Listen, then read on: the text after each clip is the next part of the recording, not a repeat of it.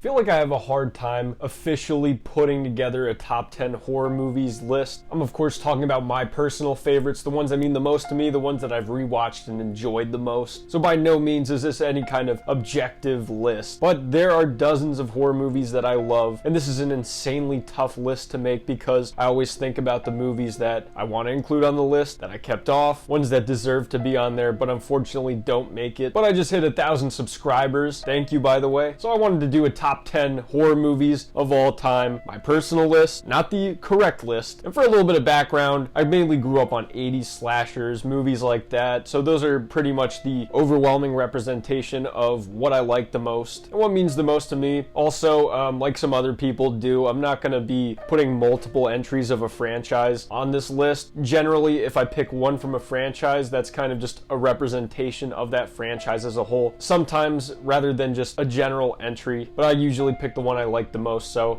let's get into the list. And first, starting out with some honorable mentions. This is tough because, like I said, depending on the day, this list could change at any point. And my original notes on this, I have over 11 horror movies in my honorable mentions. But I guess I'll rattle off a few, tell you what made it the closest, what kind of is on the outside, just list a few overall. One that comes to mind is The Cabinet of Dr. Caligari. Very weird, old-ass movie. It's silent, but something about it, it's just very almost liminal. It's one of those experiences where the movie itself, it depends on how you watch it and kind of the frame of mind you're in when you watch it. It's very surreal, very odd, and watching it as a 100-year-old movie makes it very weird, but it's because of the feelings that it kind of emotes and that piece of history it has. I will always appreciate it, and it stays in honorable mentions. Terrifier 2, this is the slasher movie that I feel like gets closest to what I grew up on. It makes me feel almost like a kid again. It feels like a movie that I would have rented at the video store as a kid and just been obsessed with, and because it just evokes those things, it brings about those emotions. I could totally see this being in the top 10 one day, but it's just a little bit too new and I feel a little bit weird about putting it in my top 10 of all time. But still, Terrifier 2 is fucking awesome. Other than that, on the outside, I have some kind of less interesting picks that probably would make it on a lot of other people's top 10s, but you know, I just felt like I kind of had to kick them off. Talking about Texas Chainsaw Massacre, the original 1974 one, I think that's the best one, and I think that that's an incredible piece of art as a horror movie. The 2007 Halloween, I know it's sacrilegious, but that one is my favorite Halloween movie, and although Halloween didn't make it on the top 10 list, I'm a huge fan of that franchise, and I love most, if not probably like 80% of the entries, and including that original, so don't get me wrong. The original Evil Dead, Sam Raimi's early 80s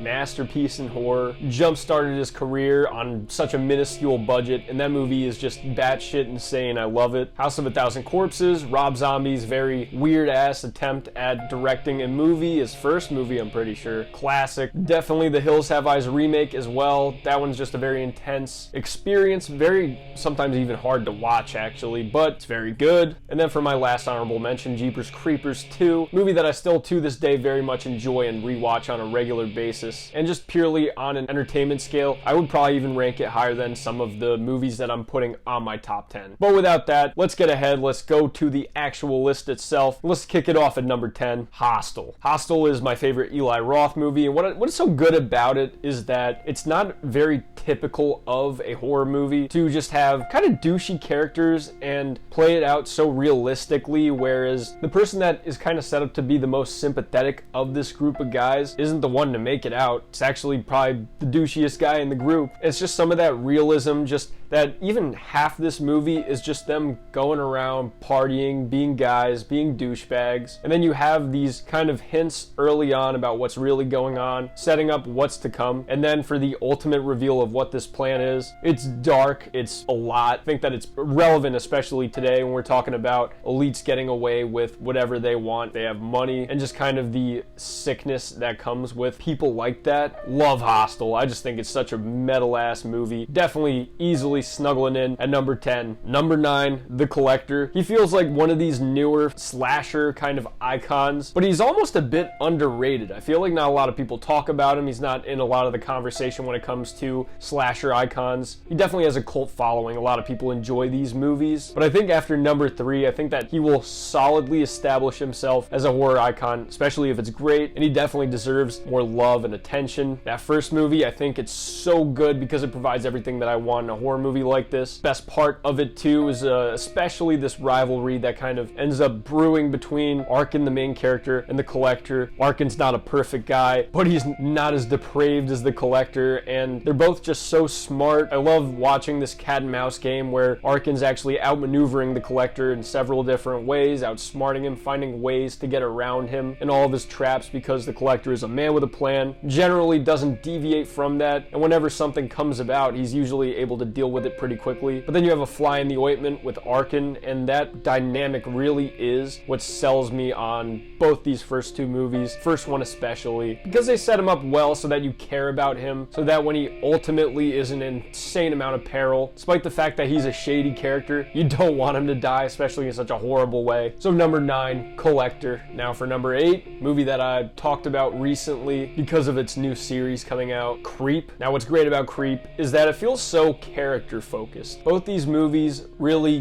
get into this close up, feeling like bottle episode kind of movies. You're just focusing on these two characters, Aaron and Joseph, their interactions, the weirdness that starts to unveil itself surrounding Joseph, and just how kind of odd him getting caught in lies, things like that. The twists and turns that come with dealing with such a weird guy, not knowing whether he's actually harmful or whether he's just willfully misguided and he's a weirdo. But whatever happens, you know, that journey is ultimately paid off too in such an epic way with that ending that it perfectly sets up this TV series that they apparently already shot and have done for Netflix. I love Creep. I think that Joseph is also one of these almost underrated horror icons, but I hope he gets more appreciation as time passes. Number 7, this is kind of just a placeholder in support of the Saw franchise. I'm gonna go with Saw 3. That's generally been my go-to in saying which one is my favorite, but like a lot of other people, I think that the actual overarching franchise and story is generally better, in my opinion, than most individual parts, although I love most of them, or at least a good amount of them. So for that, this is kind of a placeholder for that franchise, but this character of John Kramer, he's such a fascinating villain, one of the most compelling actually. Although he has such a hypocritical ideology, you can't help but feel so fascinated whenever he's on screen in any of these movies. It really did a disservice killing him at the end of this, but it also made for just a kick-ass ending to this first trilogy, this first chunk of Saw movies. It really just threw things into the wind so much that the franchise really didn't know how to recover after that. But now we got Saw X, which picked the right approach to reapproach this franchise. I'm really hyped for Saw 11 because I love Saw, and I think that 3 is the best of them, and it deserves a place on this list. As for number 6, kind of similarly to Saw, I'm picking Nightmare on Elm Street 3, and that's kind of my placeholder for this Nightmare on Elm Street franchise. Especially the first 3 movies I really love. I really enjoy 4, and then, you know, you're hit or miss after that, but I think that 3 is probably the movie that gets the best aspects of Freddy correctly. It has like all of the iconic lines, all of the best kills. It balances Freddy's humor and menace kind of the best of all of them, where you really get to see that personality, and that's something that I attach to with this Nightmare on Elm Street franchise is Freddy's personality. He's such a fun and electric character that you're just captivated whenever he's on screen. You always want to see what he does next, how he kills his victims next, and despite being so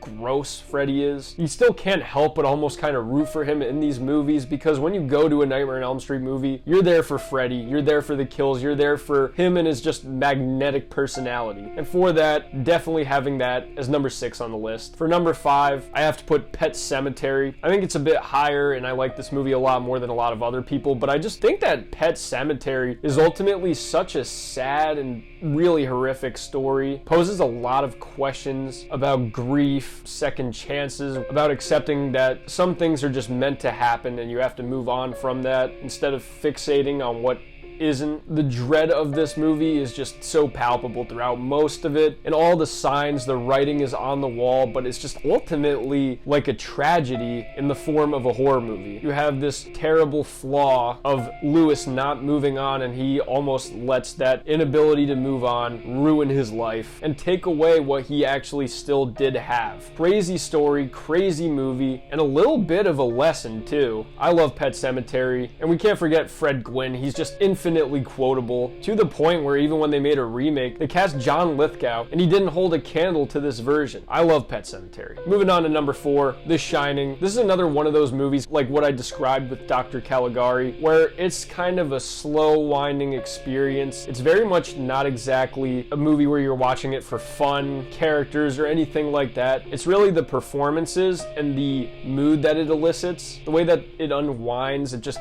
captivates, hypnotizes you through a long period of time. It's a long movie, but that's what I like about it. You get lost in this hotel, these walls and these shots. It's a pretty ambiguous and open-ended movie, and it makes me really think, and I find something new every time I go back to it. I generally rewatch it about once a year, which may be a bit too much to watch it and rewatch it, but I just keep going back wanting to watch it and re-experience it because this is such an amazing, masterful movie. Definitely one for the ages. Jack Nicholson as Jack Torrance, one of the most iconic horror performances, if not the most iconic horror performance of all time. You can't not give him credit for that because he just absolutely understood the assignment and he killed it. Now for number 3, definitely I think the newest movie on this list, actually it is, I don't know what I'm talking about. It is the most new movie on this list. I'm talking about Get Out. Just the electric, explosive way that Jordan Peele whacked his way into directing and into the industry. It's almost created a situation where Jordan Peele.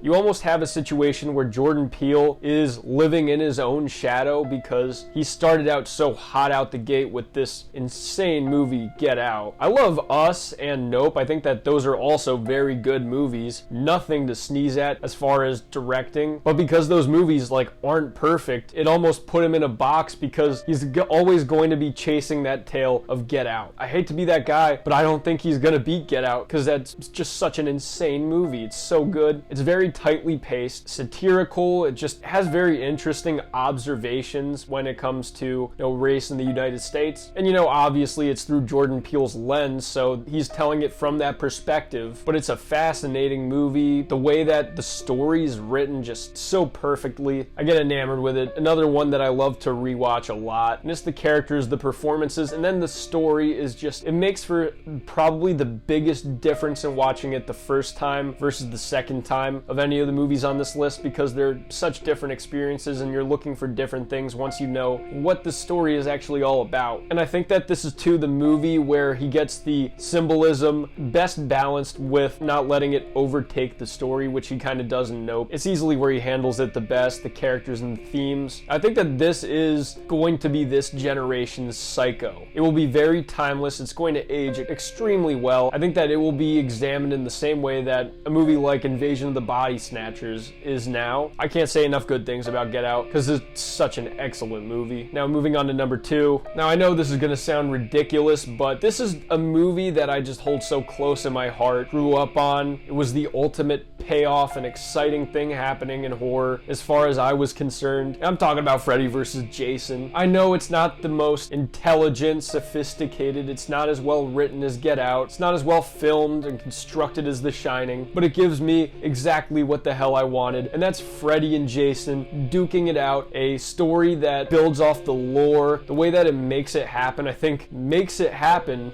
better than a lot of other character crossovers. You have a situation like Deadpool and Wolverine, Alien vs. Predator, Spider-Man No Way Home, movies like that where they have to convolute a way for why these characters would be at each other's throats or together or work together, whatever it is. I think this movie actually handles it better than any of those. It has probably the least amount of convoluted storytelling to get to that. It works perfectly well. It makes so much sense, and I kind of feel like there was a good amount of care put into it, so I can't help but just eat it up. Characters that I love, provided in a context that's just so exciting. Great kills, great balance of action, horror. They showcased the best of Freddy, the best of Jason. They just really knew exactly what they were doing with this movie, and they fucking sold it to you. They gave you exactly what you wanted, no more, no less. It's packed in a story that makes sense. The characters are serviceable, but obviously they're not the stars of the show, but they still get things going in a way that I'm still invested, so I don't complain at all. Freddy vs. Jason, for that reason, is number 2. But for number 1, this is another situation of placeholdering for a franchise, but I feel very confident in putting this entry at number 1 because I love it so damn much. I love this character so damn much, and there's no way I couldn't have it at number 1. It's what made me fall in love with horror movies and got me into this whole thing, and that's Child's Play 2. I think Child's Play 2 is my favorite horror movie of all time, and I'll tell you why. While the first one really leans on the mystery aspect of Chucky, the second one is, well, you know what Chucky is, you know what he does, and you know how he is. Let's fully take advantage of his personality and just go full steam ahead on that. They fully take advantage of this concept of a killer doll, his personality, and they just crank it up to 100 with this one. Great kills, great set pieces. Andy is back and he's better. You have so many fun and colorful settings like the factory, the school. They find different ways for Chucky to take out his victims, unsuspecting, use his mischievous kind of ways to just fuck up Andy's life as worse as possible. Ultimately, you know, it is a nostalgic pick, but I still rewatch it and it still holds the hell up. I'd feel, you know, weird about it if I didn't put it as my number 1 because Chucky is the man and he's been my day 1. So Child's Play 2, I will say, is my favorite horror movie of all time. Like I said, this list could change on the flip of a dime. I feel like it always changes no matter what, but I feel pretty solid about this list. I've